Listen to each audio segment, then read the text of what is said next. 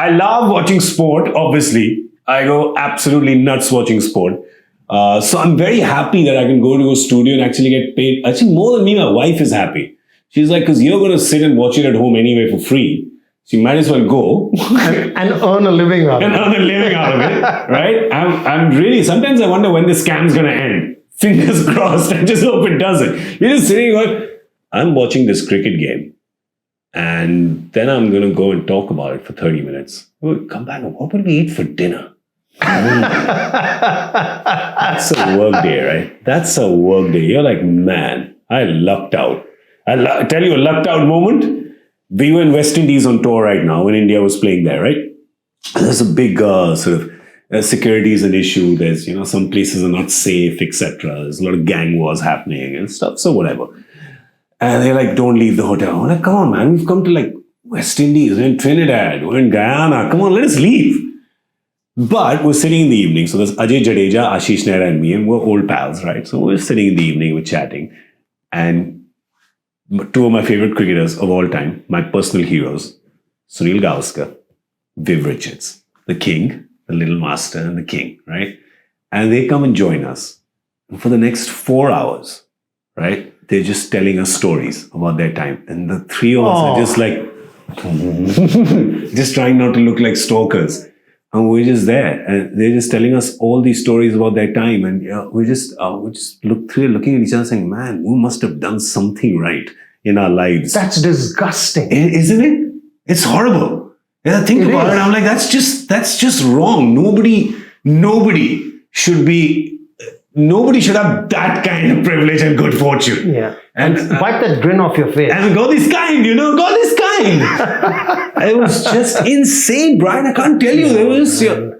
And it's so much more interesting, to say the very least, when it's not a curated formal conversation. We're just sitting in the evening. When people are just kind of chatting, opening their hearts and souls and minds out.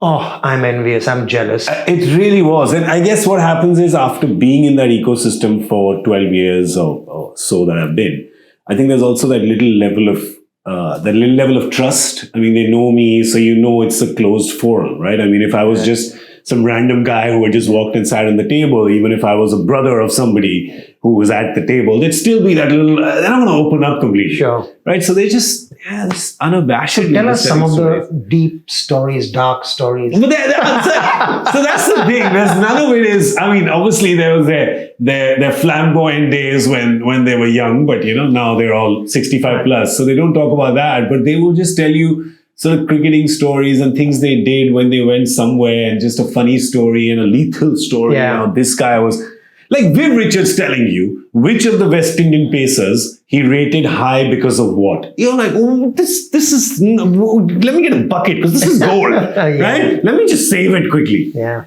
So, so a lot of my off time, of course, is spent with cricket. So when I made the first show, I had somebody who said, well, I've got Gary Kirsten. So Sundar Raman, who was the CEO of the IPL at the time. He's like, okay, you've been talking about the show for the last 4 months. And I bumped into Gary Kirsten. He said he's cool doing it. It's like, okay, great.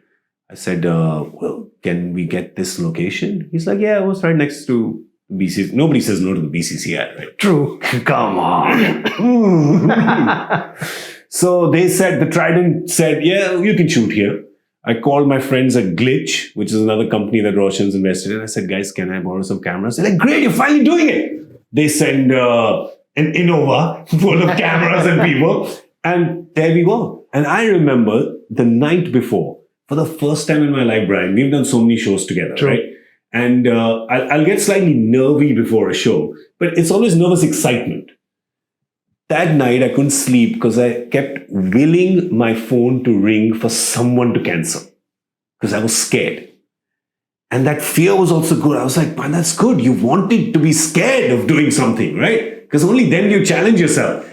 I kept hoping. I woke up in the morning and checking my phone. Maybe Gary is cancelled. Maybe the cameras are not coming. Maybe the location said it's not available. Something, because I didn't know how to produce. It's like, how am I going to do this?